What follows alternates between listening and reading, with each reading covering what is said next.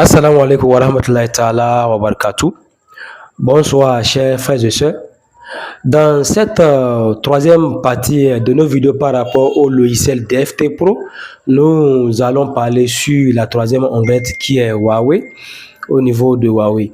Et comme vous le constatez, lorsque j'ai cliqué sur l'onglet Huawei, nous avons trois sous-onglettes qui ont apparu à ce niveau.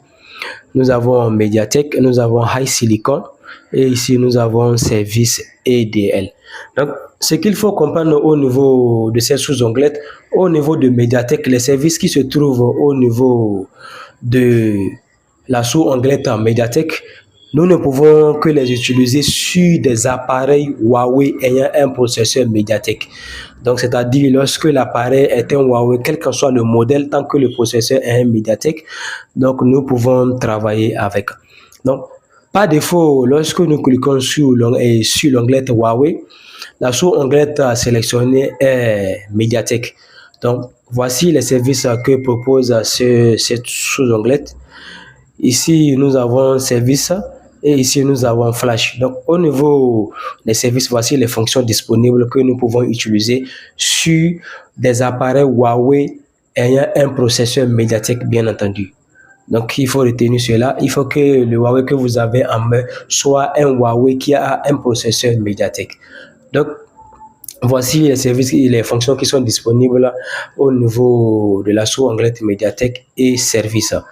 Nous avons Read Information, Email Repair, Backup Envra, Unlock Bootloader, Remove Account, Factory Reset, Reset FRP. Et comme je l'ai dit, Factory Reset, si vous avez déjà un appareil en main dont vous ne voulez pas perdre votre temps en essayant d'utiliser la combinaison des touches, vous allez simplement utiliser le reset directement pour enlever la sécurité. Et lorsque, après avoir enlevé la sécurité, vous voyez qu'il y a la Factory Reset Protection sur l'appareil, vous allez utiliser cette deuxième option, Reset FRP. FRP veut dire Factory Reset Protection. Donc, comme vous pouvez le constater, toujours nous avons notre avertissement ici pour la réparation des emails. C'est toujours la même chose. On nous avertit que le changement des emails est illégal. Donc, lorsque vous allez utiliser cette option et que vous avez des soucis avec la justice, DFT Pro ne serait pas tenu responsable. Donc, comme vous le voyez, par défaut ici, je ne peux pas écrire un email sur ça. Il suffit d'abord que je coche cette petite case là, je coche ça, donc vous voyez, ça devient maintenant disponible. Je peux cocher case 1 ou bien case 2 pour que je puisse entrer l'email souhaité.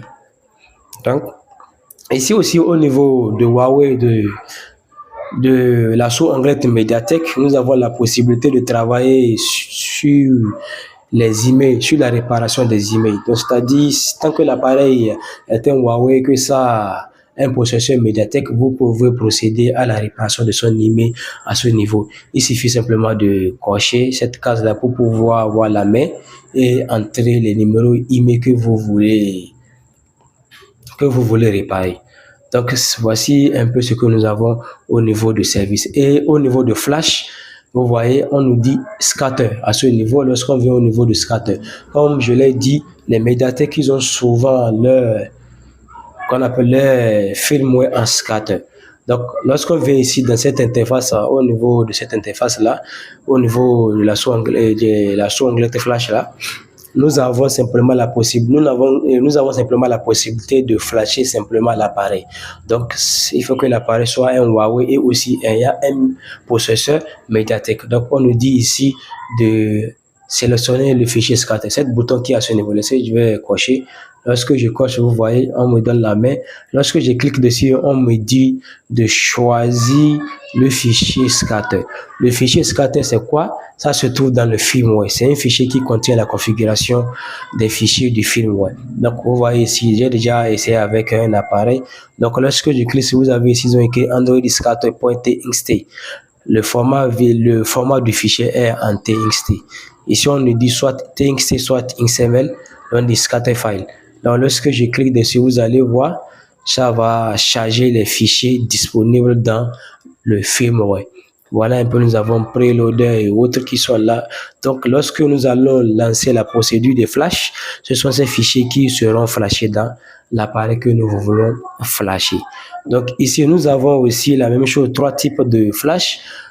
Mais ici, au niveau de Huawei, ce que je suis en train de voir, c'est seulement un. Nous avons simplement download only. Donc, c'est différent comme pour les Xiaomi. Ici, simplement, nous avons download only. Donc, nous n'avons pas plusieurs options de flash à ce niveau. Donc, voilà un peu ce que nous avons au niveau de cette fenêtre flash. Ça, c'est simplement à flasher l'appareil. Revenons maintenant à notre deuxième sous-onglet, High Silicon.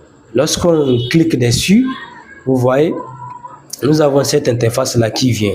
Et comme vous pouvez le constater, au niveau de High Silicon, on n'a pas beaucoup de choses. Nous avons simplement Read Info, Reset FRP, and Temporary Unlock Bootloader. Donc, à ce niveau, ces deux options qui sont ici nous permettent de sélectionner dans quel mode nous voulons faire travailler notre appareil. Donc ici, au niveau ici, ce qui est coché par défaut, c'est le USB COM 1.0. Donc c'est ça qui est coché par défaut. Et pour mettre cet appareil dans cette mode-là, il va falloir que l'appareil soit, on utilise la test point de l'appareil pour pouvoir le mettre dans cette mode là.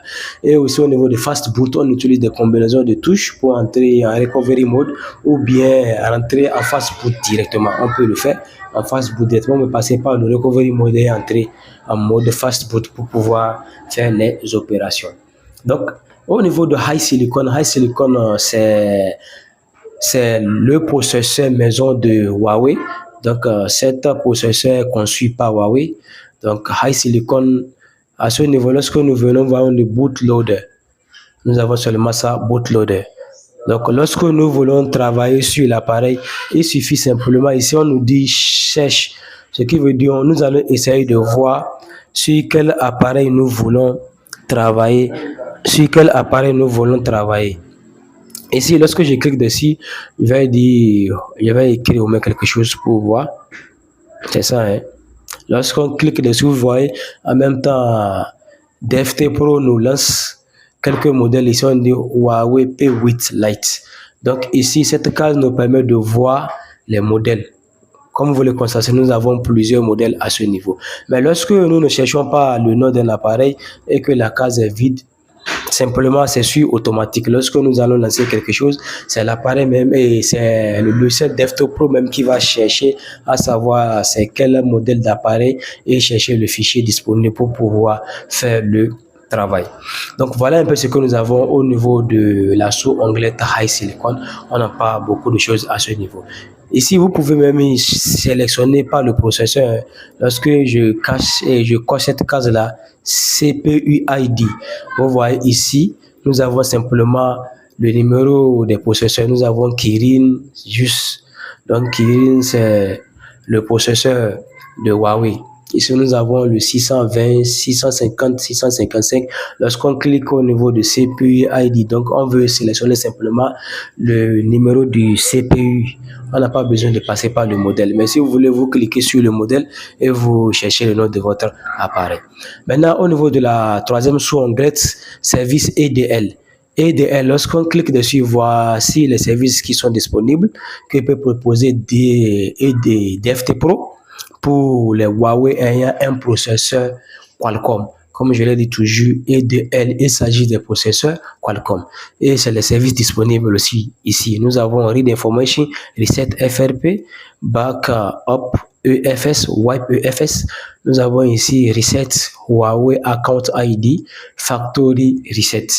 En fait, c'est presque les mêmes fonctions, mais seulement que la procédure de déblocage diffère selon les appareils et selon aussi la marque des appareils. Donc ici, cet onglet-là ne concerne que les appareils Huawei ayant un processeur Qualcomm. Donc il suffit simplement de venir à ce niveau service EDL et vous pouvez utiliser toutes ces fonctions que propose DFT Pro pour cet appareil. Donc, ce qui veut l'appareil que dans votre main doit être un Huawei ayant un processeur Qualcomm. Là, vous pouvez travailler dessus. Il n'y a pas de souci. Donc, voilà un peu ce que nous avons au niveau de l'onglet Huawei.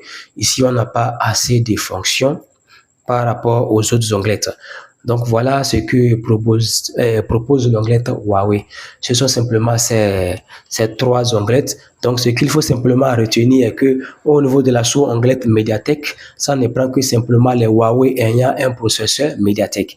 Et au niveau de High Silicon, ça ne prend que les Huawei ayant un processeur High Silicon. Donc souvent, on les appelle Kirin. Le niveau de modèle, c'est Kirin. Comme je vous l'ai montré à ce niveau, vous voyez, lorsque j'ai cliqué sur CPU ID, nous avons ici Kirin 650, Kirin 620. Donc, ce sont des processeurs maison, ce sont des processeurs fabriqués par Huawei lui-même. Donc, et au niveau de la 3e onglette, ça ne concerne simplement que les Huawei ayant un processeur Qualcomm. Donc, voilà là où nous allons nous arrêter pour la 3e onglette Huawei.